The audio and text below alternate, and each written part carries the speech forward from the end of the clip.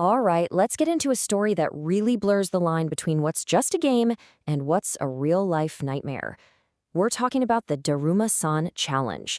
It's one of those digital urban legends that makes you ask a pretty terrifying question. Can something you find online follow you back into the real world? I mean, really think about that. It's a question you'd probably just laugh off, right? But what if the game's rules didn't stop when you closed the screen? What if the consequences were permanent? So our story starts with a 14-year-old girl named Laura. It's winter break, and you know how that is. Like a lot of teenagers, she's spending her nights exploring the internet, looking for something to do, digging into the vast, and sometimes pretty dark corners of online gaming. And one of those nights, while she's just scrolling, trying to cure her boredom, she stumbles upon this horror game, something she's never ever heard of before. And it promised an experience that was, let's just say, unique and absolutely terrifying. The game was called the Bath Game, or Daruma-san. But here's the thing, this wasn't about scoring points or beating levels. No, this was a ritual. And the stakes? Well, they were made chillingly clear right from the very beginning. That was the warning, written in bold letters for her to see. Think about that.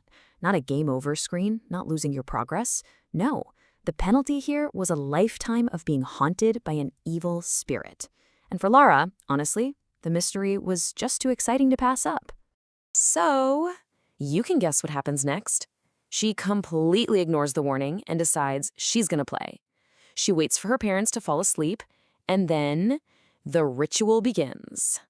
The instructions were so specific and just eerie, right? This wasn't about clicking a mouse or tapping a screen. This was a physical performance, something she had to do in complete darkness and total isolation. And Laura, well, she followed every single step. After she finishes the chant, there was nothing, just silence. She didn't feel a presence, didn't hear any strange noises. All she could hear was her own breathing in the dark. And you can imagine, she felt this wave of disappointment.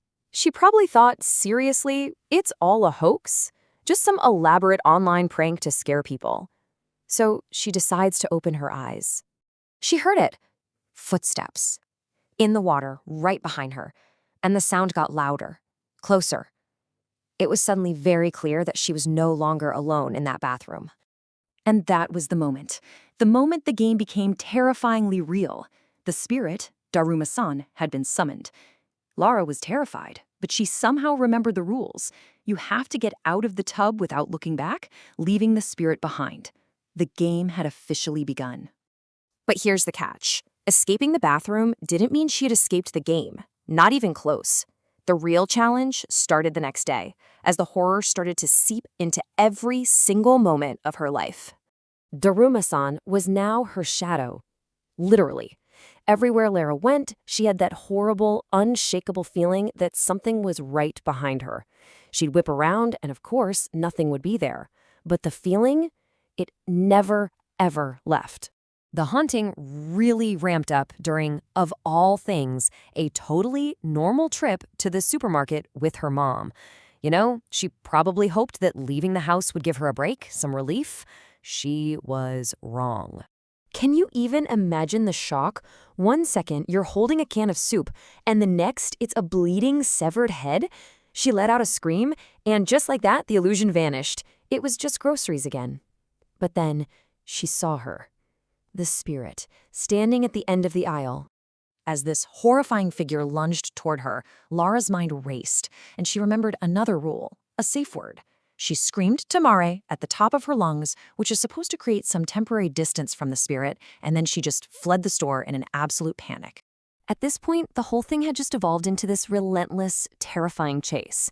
Lara wasn't a player anymore. She was the prey. And her own home was no longer a safe place. Her unraveling was just so swift and total. I mean, on the drive home, she could see Daruma-san in the reflection, keeping pace with their car. Once they got inside, she just ran from room to room, screaming that safe word over and over again, trying to escape this thing that only she could see. Eventually, she just collapsed, overcome with a fever. Now, her parents, they were terrified too, but for a completely different reason. They just saw their daughter descending into what looked like, well, madness. So in an attempt to calm her down, they did what they thought was best. They gave her a sleeping pill. An act of love that would have absolutely horrific consequences. And this brings us to the tragic, horrific end of Laura's game. See, there was one final rule she had to follow to actually win, one last action she had to take before the day was over. So the final step was to confront the spirit head-on, look it in the eye and shout, "Kitsa," which means "I cut you loose." That would sever the bond forever. But because of the sleeping pill, this final confrontation happened in a dream. In her nightmare, she was right back in that bathtub.